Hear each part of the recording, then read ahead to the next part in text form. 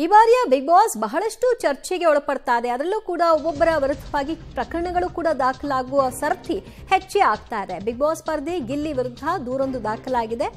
ರಿಷಾ ಬಟ್ಟೆಗಳನ್ನ ವಾಶ್ರೂಮ್ನಲ್ಲಿ ಇಟ್ಟಿದ್ದಂತಹ ಆರೋಪಕ್ಕೆ ಸಂಬಂಧಪಟ್ಟ ಹಾಗೆ ದೂರು ಇದು.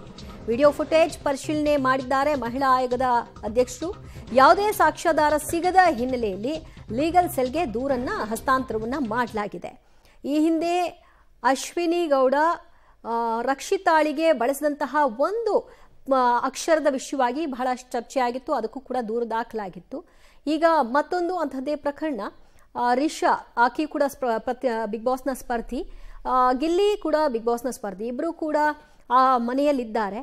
ಆ ವಿಚಾರಕ್ಕೆ ಸಂಬಂಧಪಟ್ಟ ಹಾಗೆ ಈಗಾಗಲೇ ಒಂದು ಕ್ಲಾರಿಟಿ ಕೂಡ ಕಿಚ್ಚನ ಪಂಚಾಯಿತಿಯಲ್ಲಿ ಕೊಟ್ಟು ಮುಗಿಸುವಾಗಿತ್ತು. ಈಗ ಯಾಕೆ ಈ ದೂರು ದಾಖಲಾಯಿತೋ ಗೊತ್ತಿಲ್ಲ.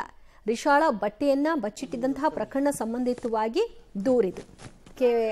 ರಿಷಾ ಬಾತ್ರೂಮ್ನಲ್ಲಿ ಬಕೆಟನ್ನು ಇಟ್ಕೊಂಡಿದ್ರು, ಗಿಲ್ಲಿಗೆ ಬೇಕಾಗಿತ್ತು ಆದರೆ ಕೊಟ್ಟಿರಲಿಲ್ಲ ಅನ್ನೋ ಕೋಪಕ್ಕೆ ಗಿಲ್ಲಿ ತಮಾಷೆಯಾಗಿ ಆಕೆಯ ಬಟ್ಟೆಯನ್ನು ಬಚ್ಚಿಟ್ಟಿದಂತಹ ವಿಚಾರ.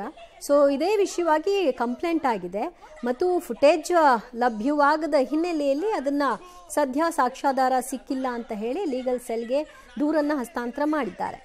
ಇಲ್ಲಿ ಅದೊಂದು ಗೇಮ್ ಆಗಿದ್ದು ಅದರಲ್ಲಿ ಇಬ್ಬರು ಕೂಡ ಪರಸ್ಪರ ಮಾತಿನಲ್ಲೇ ಹೊಡೆದಾಡ್ಕೊಂಡಿದ್ರು. ಅದಾದ ನಂತರದಲ್ಲಿ ಸಾರಿ ಕೂಡ ಕೇಳಲಾಗಿತ್ತು. ಅದು ಆ ಸಂದರ್ಭಕ್ಕೆ ಬಂದಂತಹ ಮಾತುಗಳು ಅಂತ ಕೂಡ ರಿಷಾ ಕೂಡ ಹೇಳ್ಕೊಂಡಿದ್ರು. ಇಷ್ಟೆಲ್ಲದರ ನಂತರದಲ್ಲಿ ಈಗ ದೂರೊಂದು ದಾಖಲಾಗಿದೆ.